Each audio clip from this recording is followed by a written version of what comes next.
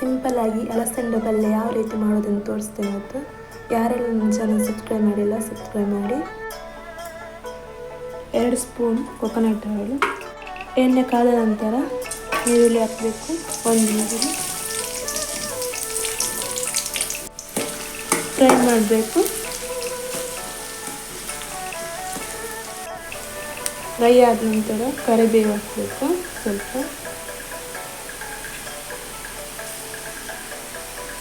ಇದನ್ನು ಫ್ರೈ ಮಾಡಬೇಕು. 1 ಟೊಮೆಟೊ ತಗೊಂಡಿದ್ದೇನೆ. 4 ಹಸಿಮೆಣಸಿನಕಾಯಿ ಇಷ್ಟನ್ನು ಫ್ರೈ ಮಾಡಬೇಕು ಚೆನ್ನಾಗಿ.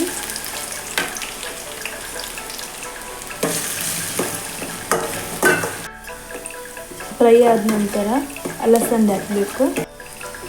ಫ್ರೈ ಆಗ್ತಾ ಬಂದು ಅಲಸಂಡೆ ಹಾಕಬೇಕು.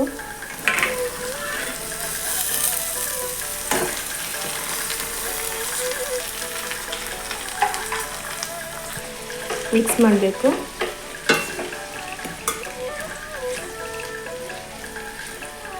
ರುಚಿಗೆ ತಕ್ಕಷ್ಟು ಉಪ್ಪು ಹಾಕಬೇಕು.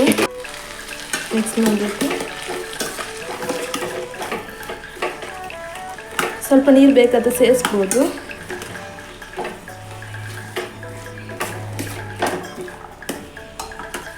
ಸ್ವಲ್ಪ ನೀರು ಹಾಕ್ತಿದ್ದೇನೆ. 10 ರಿಂದ 15 ನಿಮಿಷ ಬೇಯಬೇಕು. ಅಲಸಂಡೆ ಪಲ್ಯ ರೆಡಿ ಆಯಿತು. ಕೊನೆಯದಾಗಿ ಕೊತ್ತಂಬರಿ ಸೊಪ್ಪು ಹಾಕಬೇಕು. ಮಿಕ್ಸ್ ಮಾಡಬೇಕು.